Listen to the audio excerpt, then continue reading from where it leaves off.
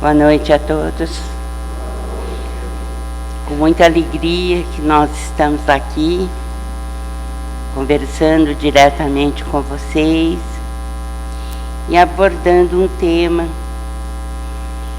que nos é especialmente caro, porque a mediunidade realmente faz a diferença no nosso conhecimento, sobretudo espiritual.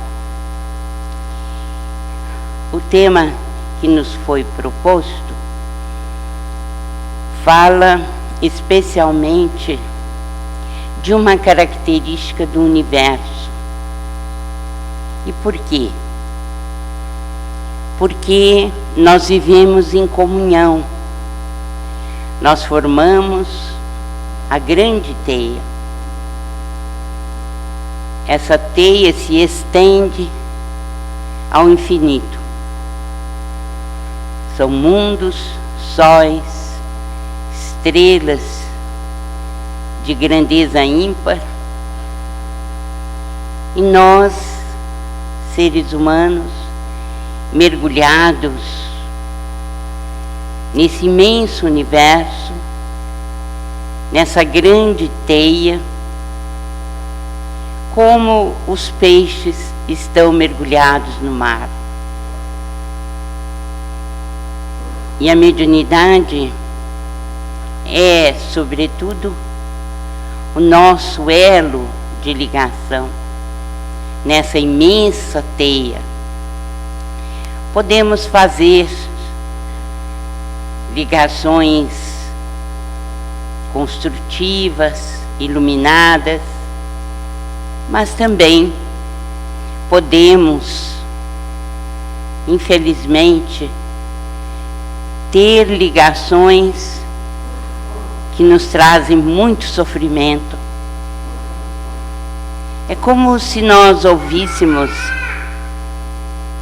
a 9ª Sinfonia de Beethoven, no seu apogeu, quando fala do hino à alegria, e dentro daquela sala iluminada pela música e pelo som, por tudo aquilo que nos une, nós ouvíssemos um barulho muito esquisito, verdadeiros estrondos, perturbando a audição daquilo que é considerada uma obra-prima da música. Assim é a obsessão, a mediunidade patológica, que nos desequilibra e que faz com que as nossas ligações na grande teia sejam difíceis e mesmo nos tragam imenso sofrimento. Por isso que nós resolvemos abordar este assunto em livro, depois do A Obsessão e Suas Máscaras, justamente para que a gente pudesse ter essa visão de conjunto e sabermos, como filhos do Eterno, o Pai de amantíssima bondade, que nos criou para sermos felizes, nós sabermos quais são as nossas ligações com essa grande teia da vida. E não responderemos a isso com precisão se nós não formos fundo naquilo que produzimos, os pensamentos. Quis a providência divina nos dotar da cocriação, a possibilidade de interferir na obra divina. E isso nós podemos fazer através do pensamento. E como o pensamento possui como característica a indução mental, nós podemos interferir uns sobre os outros. Daí a formação dessa grande teia da vida, em que uns se refletem sobre os outros e que podem nos fazer felizes ou infelizes. Baseamos o nosso livro nas revelações contidas no século XIX e XX. Allan Kardec, sem dúvida, trouxe a estrutura, a argamassa do Espiritismo, seus fundamentos essenciais. Mas foi no século XX que nós tivemos a possibilidade de desenvolver o conhecimento maior da revelação através da mediunidade ímpar de Chico Xavier. Colhemos assim os conceitos de mediunidade, tanto no século XIX quanto XX, a fim de abrirmos mais a nossa mentalidade para compreender esse dom divino. O termo dom foi justamente utilizado por Allan Kardec, daí termos como base para a denominação do livro. Disse o codificador, e está no Livro dos Médiuns, no capítulo 14, todo aquele que sente, num grau qualquer, a influência dos espíritos é por esse fato médium. Consideramos uma obra-prima essa definição, porque o codificador nos dá o conceito na sua profundidade de uma maneira tão simples. Por quê? Porque nós podemos sofrer a influência de espíritos encarnados e desencarnados, e por esse fato nós somos considerados médiuns. Para Emmanuel, a mediunidade é força mental, talento criativo da alma, capacidade de comunicação e interpretação do espírito, ímã do próprio ser. Essa capacidade de comunicação e de interpretação do espírito é muito importante, porque cada um de nós enxerga o mundo de uma maneira diferente, tem conexões distintas, e essas conexões são muitas vezes para nós desconhecidas, mas elas existem e pressionam o nosso mundo emotivo, o nosso mundo psicológico. A mediunidade é inerente ao ser humano, como a faculdade de respirar. Então somos todos médios? Sem dúvida que somos, porque se não fôssemos, não poderíamos participar da teia da vida. Nós nos ligamos uns aos outros por essa possibilidade de sentir e de deixar-nos influenciar por espíritos e também exercer a nossa influência. Segundo Allan Kardec, médium é aquele que tem a faculdade bem caracterizada, aquele que trabalha como intermediário entre os dois planos. Mas também do bom senso do codificador, fomos buscar uma frase que é bem verdadeira. Seria erro crer-se que só por meio das comunicações escritas ou verbais exercem os espíritos sua influência. Ela é de todos os instantes. E mesmo os que não se ocupam com espíritos, ou até não creem neles, estão expostos a sofrê-la. Veja que interessante. Não adianta a pessoa nos dizer, essa questão de espíritos é bobagem. Eu não acredito nisso. Nós respeitamos e achamos que é isso mesmo. Cada um de nós tem direito de pensar como queira. No entanto, o bom senso do codificador nos advertiu. Muitos que dizem, eu não aceito os espíritos, ou não se ocupam com eles, ou não creem neles, de nada adianta, porque eles estão atuando da mesma maneira. Podem passar despercebidos, e passam, mas eles estão ali, presentes, atuantes. Somente agora, mais presentemente, é que nós percebemos essa influência de uma maneira bem mais aguda, porque está surgindo a mediunidade realmente como um dos atributos do ser humano. Quem nos adverte isso é Emmanuel, na questão 388 do Consolador, mostrando que realmente a mediunidade hoje se espalha por todas as partes. O que antes era mais do que secreto ou não era encarado como realidade, hoje obriga muito as criaturas humanas a pensarem nessa inter-relação. O mediunismo é entendido pelos espíritos instrutores como sendo a forma empírica da mediunidade.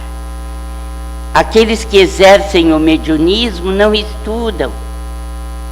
E a mediunidade é como se fosse uma força da natureza que se expressa sem nenhuma educação. Mas existe a possibilidade, sim, dessa educação. E a mediunidade, para nós, quando não a designamos como tal, é disciplina, é ação útil, é possibilidade de estudarmos, de nos educarmos. Mas há uma questão importante na mediunidade, a especialização. O que seria isso? Quando o ser humano tem mais possibilidade ou propensão, por exemplo, para a psicografia, ou para a psicofonia, ou para a mediunidade de cura. É importante que a gente se atenha ao tipo de mediunidade que para nós é mais vantajoso. Essa especialização é necessária. E o aprimoramento da personalidade humana dá-se através do exercício da mediunidade. Quem nos adverte isso é André Luiz, em Evolução em Dois Mundos, que nós só teremos vantagens se nos dedicarmos fielmente ao exercício mediúnico. Mas o que seriam os médiuns ostensivos? São aqueles que exercem as suas funções mediúnicas. Seriam aqueles de características próprias ou bem caracterizados, como disse Allan Kardec. As raízes da mediunidade estão no perispírito ou corpo espiritual e no corpo físico. Por várias vezes Allan Kardec fala sobre isso, e Gabriel Delany é taxativo ao dizer que a mediunidade está subordinada à questão do corpo físico, mas é um dom de todos os seres humanos. E por que uns são mais médiuns do que outros? Por quê? Qual a razão dos médiuns ostensivos? Allan Kardec nos diz que a faculdade mediúnica se mostra bem caracterizada e se traduz por efeitos patentes de certa intensidade, o que então depende de uma organização mais ou menos sensitiva. Nós nascemos então com a possibilidade de sermos médiuns ostensivos. Por quê? Porque existem características especiais no nosso perispírito e no nosso corpo físico. Depende, portanto, a mediunidade desses dois fatores que são essenciais: o perispírito e a organização física. Segundo Emmanuel, e é bem verdade, a mediunidade alarga a janela acanhada dos 5 sentidos. Nós vamos ver que a mediunidade, possibilita que os nossos órgãos de sentido, de senso-percepção, sejam refinados e nós tenhamos informações em áreas que normalmente não temos quando vemos apenas pelos sentidos corpóreos. Uma prova disso é a vida dos santos. Quase todos eles tiveram diferentes mediunidades. Por quê? Porque o seu perispírito já estava bastante sensibilizado, evoluído. Então, o perispírito já permite esse tipo de comunicação. E o que ocorre com os médiuns, por exemplo, da casa espírita, do movimento nosso e de outras áreas que não pertencem ao espiritismo? Como nós sabemos, a mediunidade é um atributo do ser humano. Então, nós nos preparamos antes da reencarnação para sermos médiuns. Daí denominarem os espíritos de mediunidade de prova, porque essa preparação vai favorecer ao nosso perispírito e ao corpo físico essa possibilidade. A faculdade mediúnica, ela é evolutiva, evolui com o próprio ser. O que nós estamos observando hoje de aumento da depressão, do medo, da ansiedade, não é senão uma aproximação maior dessa camada umbralina que está bem próximo de nós, nos 50 quilômetros iniciais, desde o resto do chão. Essa camada está pressionando muitíssimo os habitantes da Terra, os encarnados. E como a mediunidade está se expandindo e se tornando bem mais presente, caracterizada no ser humano, a depressão tem aumentado, a ansiedade, o medo, exatamente pelo atrito dessa dimensão mais próxima da superfície terrestre. O perispírito é constituído de matéria desconhecida, em outro estado vibratório. É um organismo delicado, sutil, de extremo poder plástico, que se modifica pelo pensamento. Também André Luiz nos diz que ele é caracterizado por ser uma túnica eletromagnética. E Lamennais, desde a codificação, nos lembra que ele está ligado à perfectibilidade dos sentidos, exatamente porque aumenta a nossa capacidade auditiva, a nossa capacidade visual, a nossa capacidade táctil e assim por diante. Quanto mais depurado é o espiritismo, é o perispírito, mais luz ele irradia. Então, nós teremos mais sensibilidade do espírito. Ele é constituído de vários centros de força, como o coronário, o cerebral, o laríngeo, o cardíaco, o esplênico, o gástrico e o genésico. E esses centros de força são importantes para o funcionamento do nosso corpo físico, sendo o mais importante deles o coronário, aquele que está no centro da nossa cabeça e que envolve o corpo mental. O coronário é que dirige os demais centros de força do perispírito.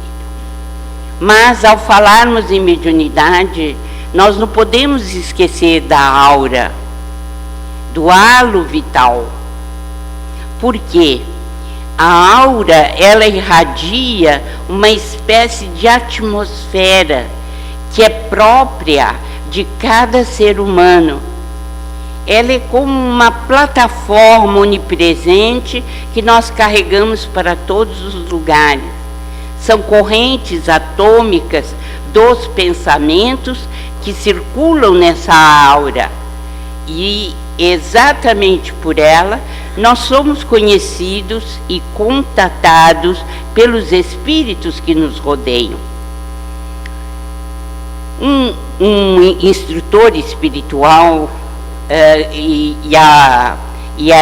esse texto está em Obras Póstumas, nos diz que o perispírito não se acha encerrado nos limites do corpo como uma caixa. Por sua natureza fluídica, é expansível, irradia para o exterior e forma em torno do corpo uma espécie de atmosfera que o pensamento e a força de vontade podem dilatar. Então a aura não é um corpo, mas é o exudato, é a irradiação do nosso perispírito, porque nós não estamos encarcerados no corpo como trancados dentro de uma caixa. Então o perispírito, ele tem como que uma atmosfera que diz das suas qualidades, das suas doenças, daquilo que pensamos, e que podem ter uma extensão de alguns centímetros, embora com Chico Xavier atingia 10 metros de distância, mas isso não é, por exemplo, para mim, que sou ainda da região bem obscura do planeta. Então, a mediunidade depende do perispírito e da organização física. Gabriel Delane nos diz que a mediunidade não é uma faculdade sobrenatural, um dom miraculoso. Ela depende simplesmente de uma propriedade fisiológica do sistema nervoso. Não tem nenhuma relação necessariamente com a moralidade ou o grau de inteligência do médium.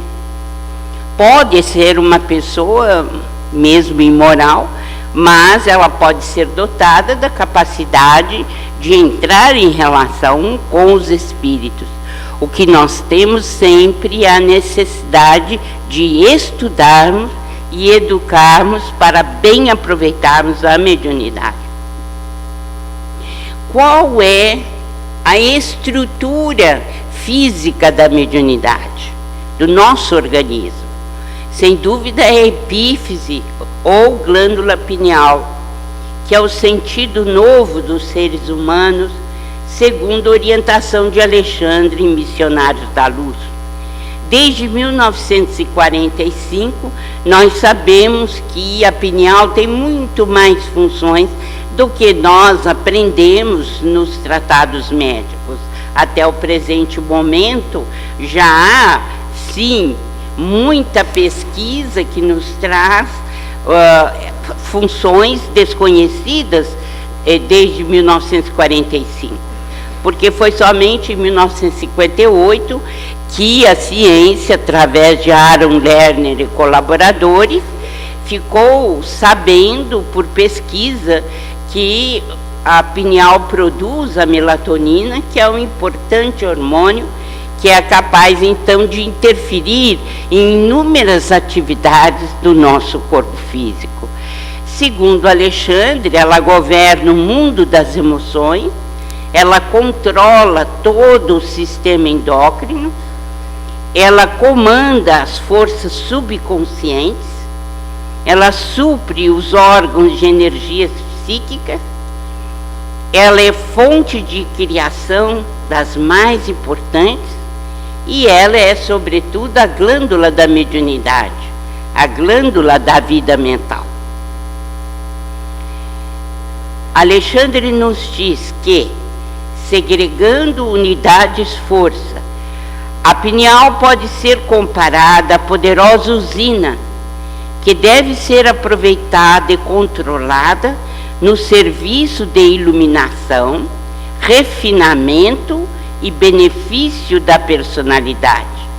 e não relaxada em gasto excessivo do suprimento psíquico nas emoções de baixa classe.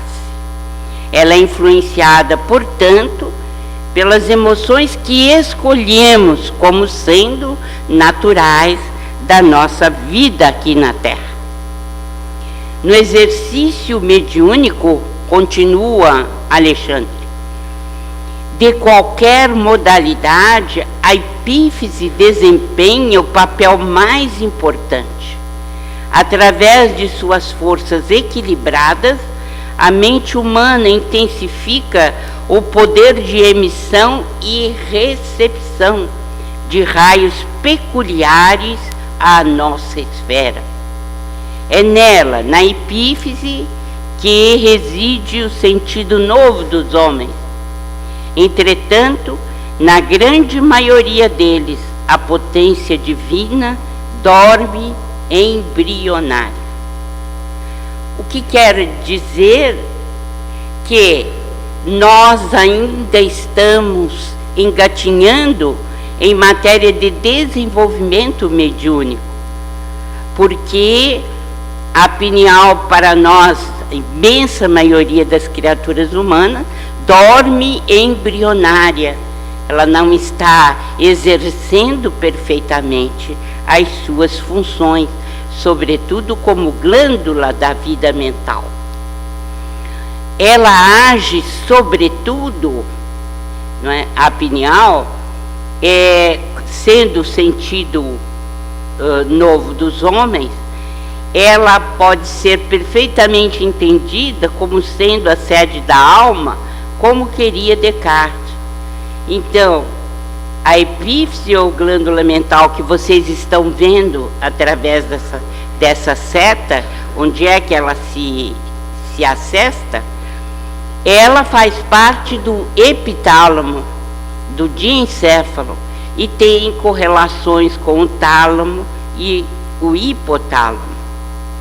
Nas hipóteses do Dr. Sérgio Felipe de Oliveira, que ele estudou a biomineralização, os cristais de apatita, ele afirma que os médiuns, eles têm maior número de cristais de apatita e, portanto, podem utilizar mais amplamente os recursos da pineal no sentido de estabelecer a intermediação entre os dois planos, porque é capaz de captar melhor as ondas eletromagnéticas. É uma pena que o Dr. Sérgio tenha parado em 1/10 das pesquisas que deveriam ser feitas, porque é preciso continuar com pesquisas científicas sérias que possam abrir mais o campo para todos nós, sabendo de como é a ação da pineal diante de uma missão tão importante quanto essa, que é a da mediunidade. Esses são cristais de apatita, que a partir dos 10 anos de idade nós temos calcificando a pineal. O que é que o médium ostensivo tem a mais que a imensa maioria que é médium, mas não é ostensivo? É o preparo do corpo espiritual antes do renascimento e o cuidado especial que a espiritualidade dedica com a glândula pineal do médium, para que ambos possibilitem a interferência ou a canalização do mundo espiritual e o médium possa dar a sua interpretação. Quais são os sintomas da mediunidade? Choro inexplicável, batedeira ou taquicardia, arrepios pelo corpo, sonolência sem motivo, dores sem diagnóstico, mau humor, irritabilidade, pânico terrível sem causa definida. Pelo menos esses são os sintomas mais diretamente ligados à questão do desenvolvimento mediúnico. Mas há também sintomas que passam despercebidos, né, de todo mundo, porque são as repercussões orgânicas ignoradas por nós. Nós podemos ter distúrbios da alimentação, do sono, e gerando esse desconforto medonho, mas por interferência de influências espirituais. Podemos ter até na esfera sexual, perturbações. Não estou falando de homossexualismo e heterossexualismo, não é isso. Nós estamos falando de perturbações da esfera sexual a partir da influência dos espíritos. A obsessão, ela apresenta caracteres muito diferentes, que vão desde a simples influência moral, sem perceptíveis sinais exteriores, até a perturbação completa do organismo e das faculdades. Essa definição de Allan Kardec foi dada em A Gênese, em 1868, quando ele já tinha recebido dos espíritos uma grande quantidade de lições, a ponto de poder escrever isso, ampliar o seu conceito de obsessão. Depois de lermos não só a obra de Allan Kardec, mas toda a coleção André Luiz, e nós o fizemos no livro A Obsessão e Suas Máscaras, nós estamos convencidos de que existem 3 tipos de obsessão. As parcerias em ações maléficas. São criaturas humanas que agem normalmente, estão por toda parte, mas que têm um conluio com mentes perturbadas, desequilibradas, e praticam ações maléficas sob a influência de um grupo de espíritos ou de alguns companheiros. E dizemos isso porque André Luiz diz com todas as letras que os crimes são planejados no mundo espiritual. Então nós temos que ter repercussão entre os humanos, os seres encarnados, daí colocarmos que são parcerias em ações maléficas. Há também as parcerias em hábitos prejudiciais. Todos os vícios que têm guarida em nós têm acompanhamentos espirituais. E a ação maléfica por vingança, que é a obsessão mais conhecida por nós. Aqui nós estamos falando da exteriorização da sensibilidade para marcarmos um fenômeno que é pouco conhecido ainda no meio espírita, o animismo. Normalmente, quando a gente conversa com os nossos companheiros, eles dizem que há muito animismo em tal reunião, assim, assim, assim. E eles, a meu ver, estão falando de mistificação e não de animismo. Porque animismo é uma forma muito bela de mediunidade. Por quê? Porque o nosso corpo físico, ele é formado pelos sentidos. E as janelas dos sentidos, o tato, o gosto, a visão, a audição e etc., eles estão muito bem caracterizados no nosso corpo físico. No entanto, nós temos a possibilidade de exteriorizar esses sentidos. Eles podem ficar em liberdade, já não estão mais localizadas. É o que nós conhecemos, né, desde Albert de Rochat e os metapsiquistas, que há uma dissociação ou desarticulação das forças anímicas. Então, com isso, nós podemos realizar com mais facilidade a comunicação do nosso espírito encarnado como se ele fosse um desencarnado.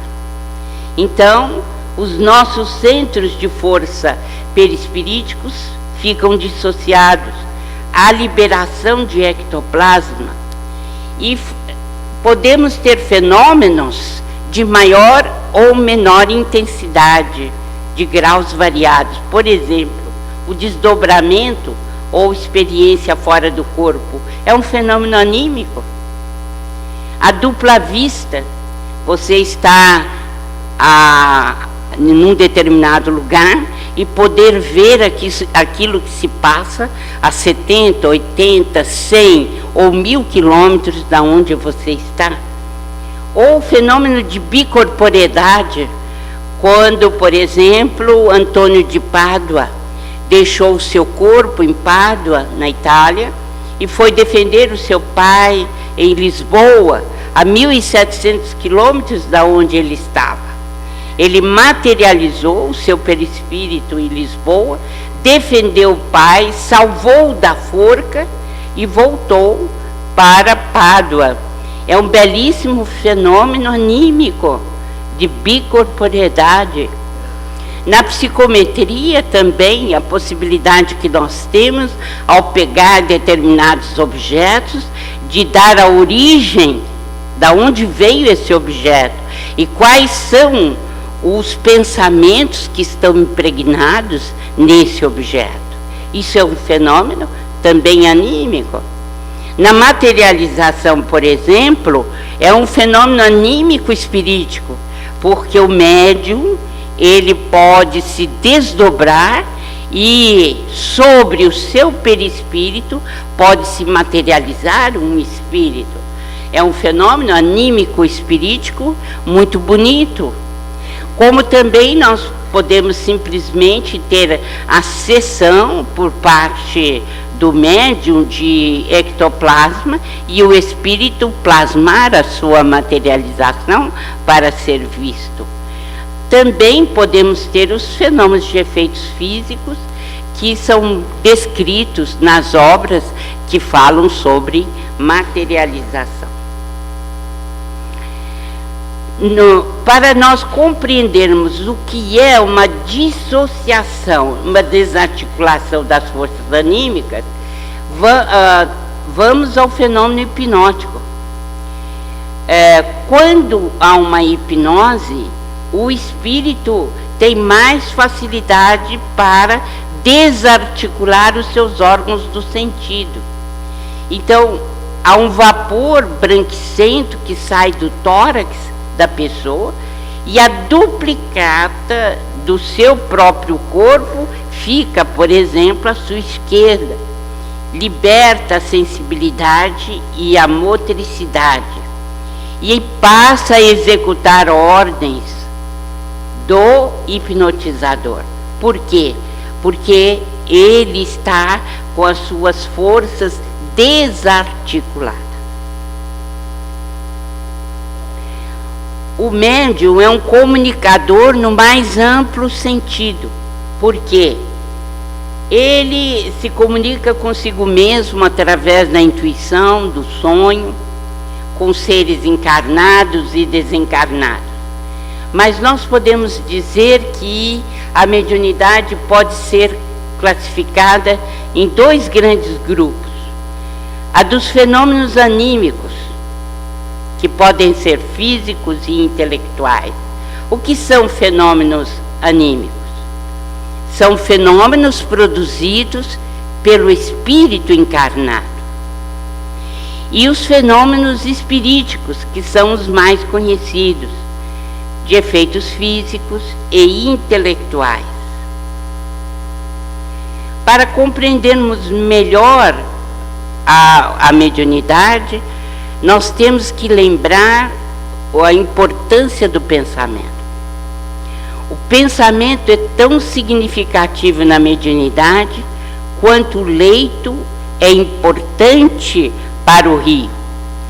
Nossos pensamentos geram nossos atos, e nossos atos geram pensamentos nos outros. Aquilo que eu falei da teia. Nós nos influenciamos demais uns sobre os outros. E interessante, não nos apercebemos disso na maior parte das vezes. Emmanuel diz uma frase importante: dize-me com quem andas, e dir-te-ei quem és. Concluiremos que basta a pessoa explicar onde repetidamente está, para sabermos que objetivos ela procura, e basta notarmos com quem anda, para que saibamos com quem essa mesma pessoa deseja se parecer. A questão básica é sintonia de pensamento, sintonia das ondas mentais. E tudo depende do que nós procuramos no dia a dia de nossas vidas. Quais são os fenômenos anímicos? É a ação que o homem vivo, encarnado, exerce além dos limites do corpo. Telepatia, pressentimento, sonambulismo, experiência fora do corpo ou desdobramento, bicorporiedade, avisos no leito de morte, dupla vista, comunicações através da fala, da escrita. Por exemplo, quando a pessoa está numa UTI em coma, ela pode perfeitamente comunicar-se pela escrita ou mesmo pela fala e dizer onde está. Na telepatia, na dupla vista, no sonambulismo, nas experiências fora do corpo. Eu recomendaria o livro Nos Domínios da Mediunidade, quando há a descrição do médium Antônio Castro. Ele se desdobra, ele sai do corpo, e no momento em que ele sai do corpo, ele sai errado. Ele leva o duplo etérico, mas não podemos levar o duplo etérico no desdobramento, porque o corpo físico morre. Então, ele, ao sair do corpo físico, ele estava assim, parecia um fantasma azul alaranjado. E aí o mentor diz para ele: volte e saia de novo, porque você não pode sair com o duplo etérico, com o corpo vital. E foi o que aconteceu. E o fenômeno se deu anímico-espirítico, porque o Antônio de Castro foi até um companheiro desencarnado, e esse companheiro desencarnado deu uma bela comunicação para aqueles que estavam reunidos ali.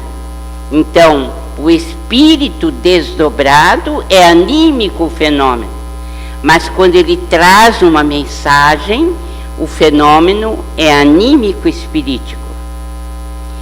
Por exemplo, também nós temos avisos no limiar do leito de morte. Então, a despedida de Elisa, de uma velha irmã, também descrita Nos Domínios da Mediunidade. Ela já estava partindo deste mundo e deslocou-se como uma bala e foi avisar a sua irmã, que morava a quilômetros de distância da sua casa.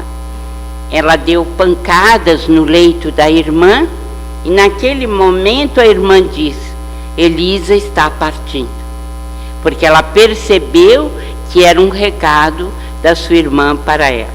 Quantos casos nós não teríamos para contar dessas despedidas no leito de morte? Esse é um fenômeno anímico.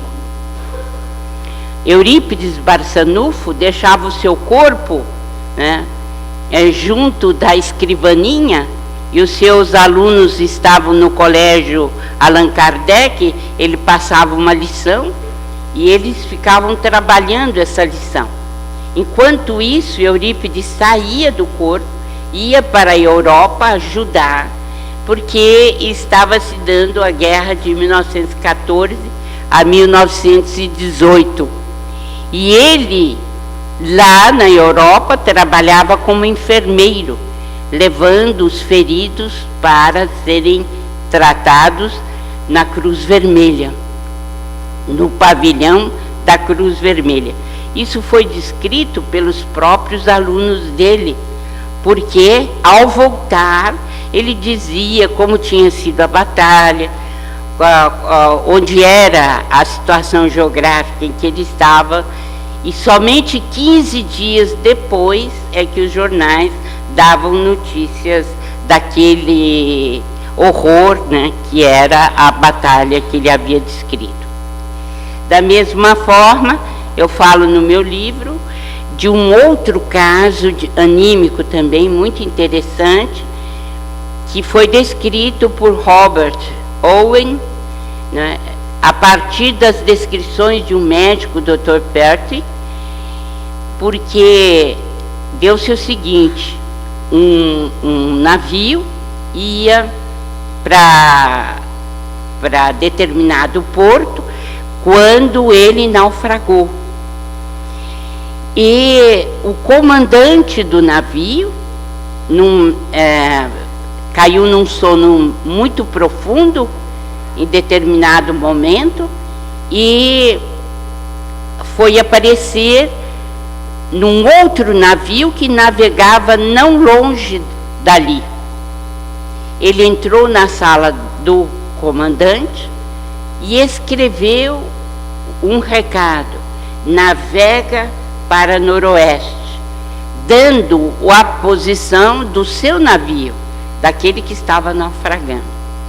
E o mais interessante é que o imediato do navio que estava normal viu que entrou uma pessoa, né, no gabinete, na cabine de comando, e viu que ele pegava uma caneta para escrever e depois não o viu mais.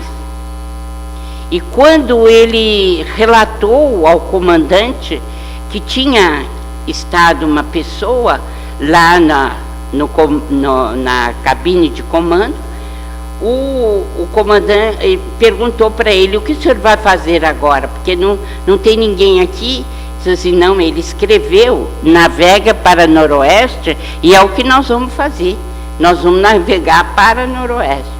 Chegaram lá, encontraram o navio encalhado e salvaram aquelas pessoas, porque era uma zona inóspita, com muito gelo, né? E a morte viria para todos, provavelmente, se isso não tivesse acontecido. E quando eles chegaram lá no navio, o imediato falou: mas eu vi esse senhor entrar na sua cabine.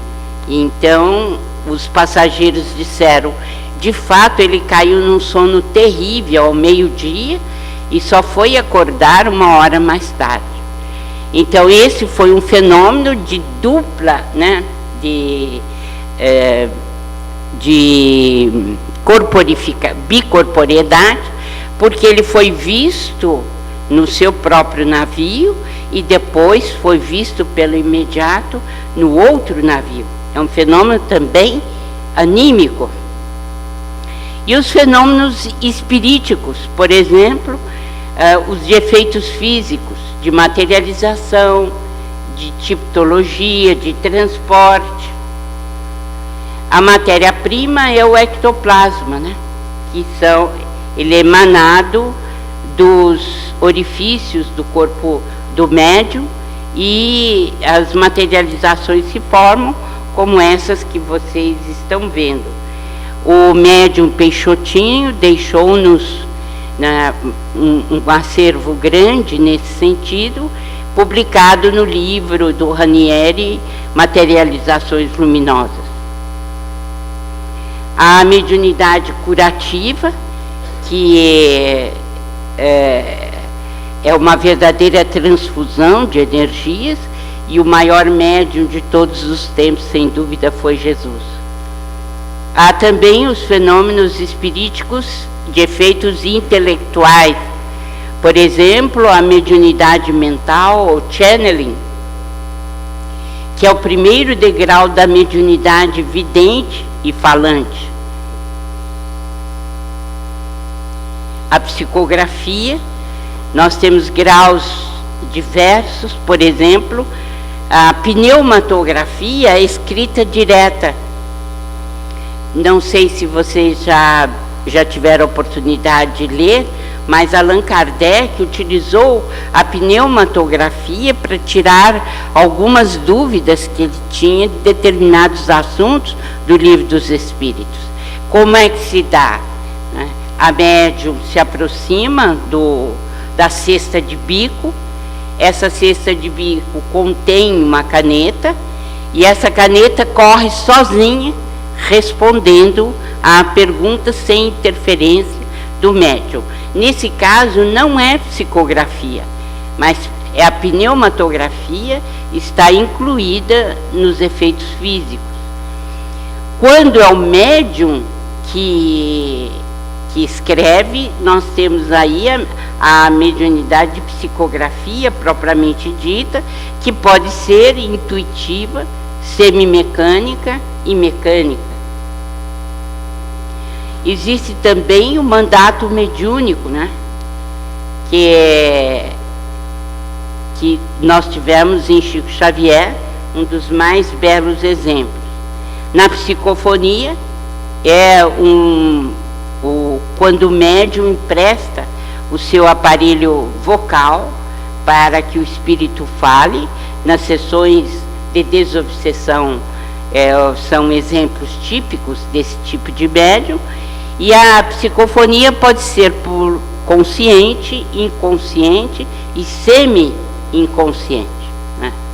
Quando nós temos, por exemplo, na sessão de materialização, que corre aquele alto-falante e que o espírito fala através do alto-falante, nós não temos aí a psicofonia, nós temos, né, a pneumatofonia, porque o espírito utiliza o ectoplasma e canaliza sua voz para falar entre os presentes.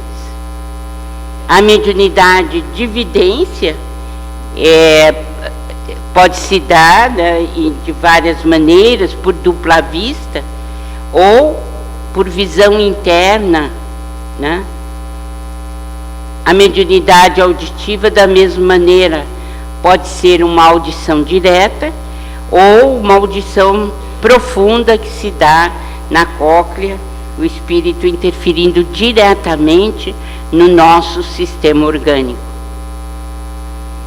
Na psicometria, eu acho que todos nós já ouvimos falar, devido à popularização da TV, né? São os médios que colaboram com os policiais, com a polícia local, porque através de vestuário, né, roupa ou de algum pertence da pessoa desaparecida, eles são muitas vezes capazes de detectar o local onde a pessoa está, se está viva ou morta, e em alguns casos até ver o assassino, se for o caso. Este é um caso interessante nos domínios da mediunidade. André Luiz, Aulos e Hilário estavam passeando em um museu quando eles viram, né, que havia um espírito de uma moça atrás de um espelho. E Aulos contou a história da moça, né? Esse espírito estava ali porque tinha ganho esse espelho do seu noivo. O seu noivo, no século XIX, tinha vindo da França, fugindo de Napoleão, da invasão, e fez promessas a essa moça e lhe deu esse espelho de presente. Depois o noivo voltou para a Europa, esqueceu-se da moça, constituiu família por lá e nunca mais apareceu. E Aulus diz então que ela ficou encarcerada naquele presente e estava ali no museu. E aí André Luiz fica compadecido do espírito e diz: mas como será, né, o final? Falou assim: um dia, André, esse mesmo noivo reencarnado passará por aqui e levará a moça junto com ele, e ela será sua filha, e certamente ele poderá pagar, né, os instantes de infelicidade que ela viveu. Eu já ultrapassei o horário que me foi dado.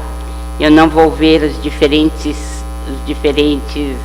quedas, mas recomendo o livro Os Mensageiros, né, onde vocês podem ver a queda de Otávio, podem ver o desastre de Acelino, a experiência de Joel e o engano de Monteiro.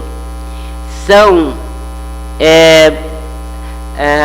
orientações muito importantes para os médiuns, porque falam de erros clamorosos que os médiuns cometeram e que estão no mundo espiritual passando por momentos muito difíceis porque não aplicaram convenientemente a questão da mediunidade.